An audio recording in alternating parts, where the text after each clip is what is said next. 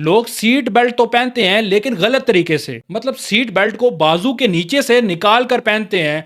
दूर से देखने से लगता है कि इसने सीट बेल्ट पहनी है, लेकिन यूके के कानून के मुताबिक ऐसे सीट बेल्ट पहनना इलीगल है। खुदा न ख्वास्ता ये सीट बेल्ट एक्सीडेंट में काम नहीं करती और आपको उतनी ही इंजरी होती है जितनी आप ये सीट बेल्ट पहने या ना पहने से कोई फर्क नहीं पड़ता। और ऊपर से ये कैमरास भी इतने शार्प हैं, अगर आप थोड़ी सी भी गलत तरीके से सीट बेल्ट पहनेंगे तो आपको डिटेक्ट कर लिया जाएगा, आपको कैप्चर कर लिया जाएगा और आपको उतना ही फाइन लगाया जाएगा जितना एक सीट बेल्ट ना पहनने का लगाया जाता है। अब अगर पेनल्टीज की बात करें, यह भी ज़रूरी है आपका जानना। आपको पता होना चाहिए कि अगर आप ड्राइविंग के दौरान मोबाइल यूज़ करेंगे तो आपको 6 पेनल्टी पॉइंट्स और ऊपर से 200 पाउंड का फाइन लगाया जा सकता है। ये सीरियस है।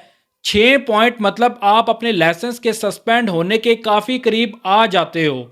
और सीट बेल्ट ना पहनने पे आपको 500 पाउंड तक का फाइन लगाया जा सकता है।